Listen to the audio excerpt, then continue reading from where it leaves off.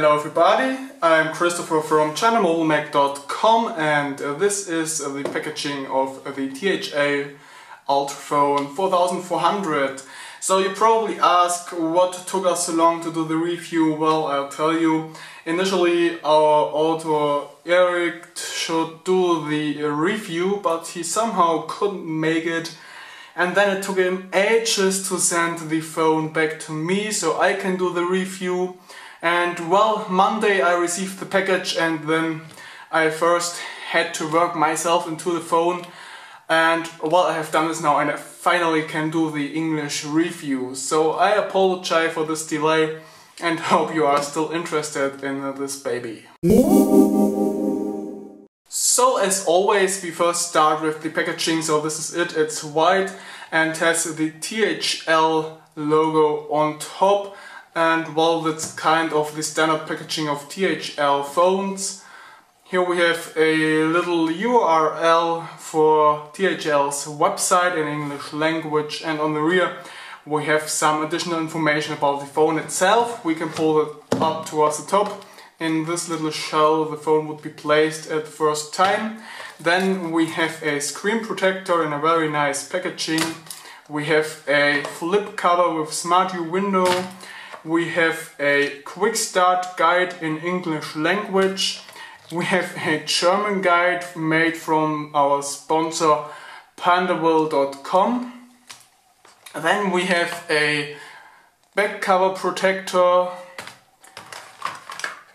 a micro USB cable in white, a little OTG adapter. That's not a cable, you simply plug that in and have a full USB port on your phone. That's actually pretty nice, I like that more than cables.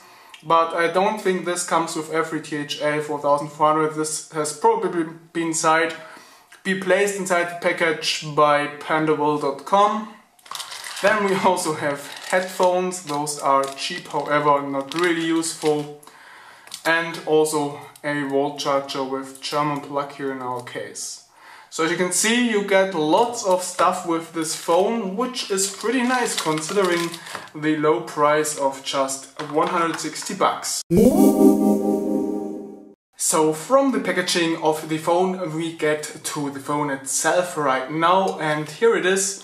And we have got the white version of the phone, and as you can see we have some sensors here on top, a status LED which you can't see right now, and a little phone call speaker which is unusually small in my opinion.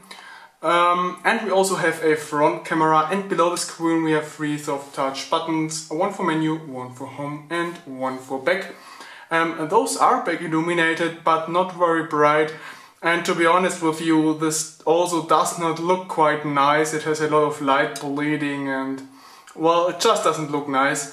And as you can see here we have some flattened corner which contains the voice microphone, so it's not right down there but here instead. The frame you can see around the phone is not made from metal but from plastic instead. On the left side you see the on-off switch of the phone. This is a nice pressure point, and well, but it's moving around a little bit. And then on the right side we see a volume rocker, which is the same nice pressure points, but again it's shaking a bit. And on the top you see a micro USB port. This is capable of OTG and a 3.5mm headphone jack. And a look at the rear shows you the rear camera, the LED flash, the THL logo and technology happy life, which is what THL does mean, as well as the media speaker. Well, regarding build quality I have to say that it is nice. It's clattering around a bit when I shake it because of the loose buttons, but overall it's pretty nice. But the material on the rear somehow feels a little cheap. It has a little pattern on it for increased grip. But it just feels like cheap plastic. The phone is not light, it's a bit heavy because of the large battery, but it still does feel cheap. Well, let's have a look inside. You actually can pull the rear off, and then you see that we have 2 normal SIM slots and 1 micro SD card slot, and the rest is filled with the huge 4400 mAh battery. Let me hold my hand on it, and you see I have very big hands, but the battery is just huge, as you can see here. So, well, this is promising a lot of battery life, so let's have a look if this is true. So before we have a look inside the system and everything, let's first check out the screen. We have a 5-inch panel here with a resolution of 720p, and it's an OGS IPS panel. And yes, the quality is pretty good for the price. The colors are a bit too intense sometimes, but I have to say that it still does look very nice, and the brightness is very high of the screen, so you actually can see something when being outside, so that's definitely a plus. Pixels are visible if you come very close, but not under normal usage. And the viewing angles are pretty good as well. The brightness is going down pretty much on the left and the right side, but on the bottom side it's perfectly fine, as you can see, and we have no color inversion or something. Also, I have to say that the digitizer is working perfectly fine. I don't have to put much pressure on it, and it still is reacting perfectly well. And it is also made from Gorilla Glass 2, if I'm not wrong, so it's pretty tough, and you probably won't see any scratches on the screen even if you don't use any screen protector. So now I want to have a little talk about performance here, and I have to say that the ROM has some issues here. It's not necessarily the phone, as we know that the MT6582 is pretty powerful, but the ROM somehow isn't well optimized, so you probably have to look for a custom ROM before you can use the phone actually. The main issues with the stock ROM is playing videos inside the YouTube app. Those will lag like hell, and the whole system will start lagging when YouTube is running, so you actually can only watch them in the browser. Another huge issue, which is not directly performance related, but still a really big downside of the ROM on this phone, is that you can't use the internal or the microSD card slot properly. You can save your pictures on it and everything, but you can't install any apps on the microSD card simply because it doesn't recognize it as such. You can only choose the internal phone's memory as installation path. So actually I have now installed a few benchmarks, but can't add any games on top because the internal memory is full. So if you are a gamer, this phone is not for you, at least with the stock ROM, so you definitely have to look around for an alternative ROM where this bug does not exist. But now let's move to the main topic, and these of course being benchmark results. First the Antutu benchmark, and here the phone reached 17,135 points.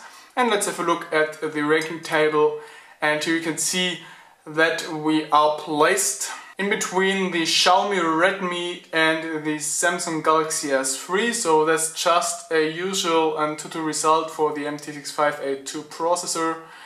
Then let's have a sneak peek inside the 3D Mark graphics benchmark, and here the THL 4400 also reached the usual points of a MT6582 phone. So let's quickly load that up. Here we go, and here the phone reached 2,887 points in the iStorm Unlimited benchmark, 2,013 points in the iStorm Extreme test, and 3,001 points in the iStorm 720p benchmark. And as a last benchmark, I will open Valemo, and here we don't have any browser result. It's always losing them recently. That's really annoying. So let's have a look at Multicore test, and here it reached 1,290 points, and in the metal test 638 points. So that's about benchmarks and performance, and I will give you a sneak peek at the overall system performance while doing multitasking and browsing in the performance demo that will follow now.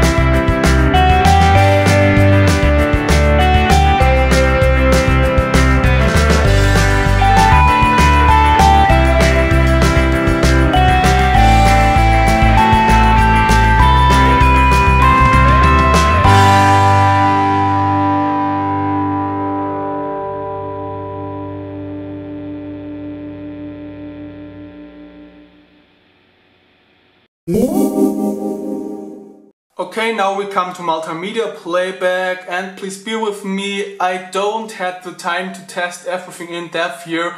Eric told me that the audio output for the 3.5mm headphone jack is pretty good, so I trust him, I didn't test that.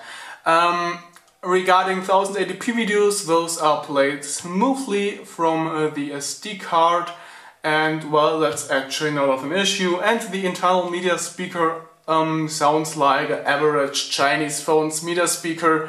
It does not have a lot of bass playback, but it definitely is clear, not overly balanced, but it also doesn't show distortions or something. So you actually can listen to music with that, but if you want to have the real fun going on, you should attach external speakers to the phone.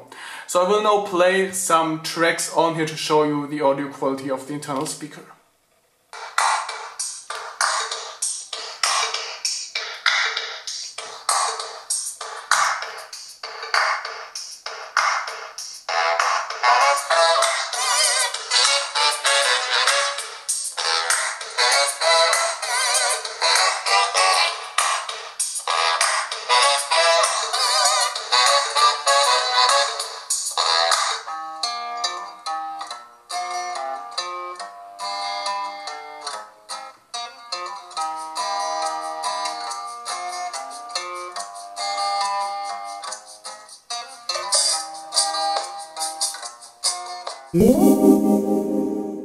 Now we talk about reception quality, and here I have to say that the THL 4400 is surprisingly good for the price. The GSM 3G reception is working perfectly fine, and I didn't have any issues with this even while moving around, so it's definitely on a high level here. And the voice quality during phone calls is also pretty good. It's not overly clear, but there are no distortions or something, and the speaker and the microphone do not overdrive. Regarding Wi-Fi, I have to say that it could be better. It's, at least in my case, it's still acceptable. Eric told me that he had huge issues with Wi-Fi. I haven't, to be honest with you. Well, the signal breaks off pretty fast when moving away from the router, but in most places of the house I don't have an issue here. Just when going outside or in certain rooms that have a bad signal here in the house, I have issues with this phone. So it's not the best antenna in there, but it's still usable in my opinion. Bluetooth range is around 12 to 30 meters, so that's kinda average, not the best and not the worst. Regarding GPS, I have to say that Chinese phones get better and better, and especially with the MT6582 chipset, we mostly have a really good GPS reception quality, and there are just very few phones who still have problems. So that being said, I have not tested it with GPS Toolbox, but I took it with me on a cycling trip and tracked the route with the phone, and as you can see here, this did work perfectly fine. The line always stayed on the track, and well, it was pretty much accurate at around 4 meters or something. So you shouldn't have any issues when it comes to GPS navigation or tracking with Google My Tracks. Regarding the camera, I have to say that this one actually isn't that good. We have a 8 megapixel camera in there, which can be interpolated up to 13 megapixels. But well, colors are really nice actually, but the overall sharpness isn't that good, so you only can use the pictures for quick shots, and it's in no way a replacement for a real camera. And the same is again showing when doing video recordings. Audio quality during video recordings is surprisingly good, but always has a little noise inside the background, and well, the picture quality isn't overly good. Regarding the front camera, I have to say that this one actually is a little bit better than the rear camera. This has surprised me and is a little embarrassing for THL. But while you can take quick selfies with it, they are again in no way perfect, but they are pretty acceptable. So now we come to the topic this phone is about, and that's the battery. Well, we have a 4400 milliamp non-replaceable battery inside of there, and you would expect it to last very very, very long. And yes, it does last very long. Not as long as I would have expected, but actually you can make it over 4 days while using the phone regularly easily. I for myself, if I do really heavy usage with a lot of GPS and video playback and internet surfing and that stuff, can do 2 days, and that's insane. If I use it less heavily with less activated GPS and so on, I make it through 3 days, and Eric told me that he made 4 days.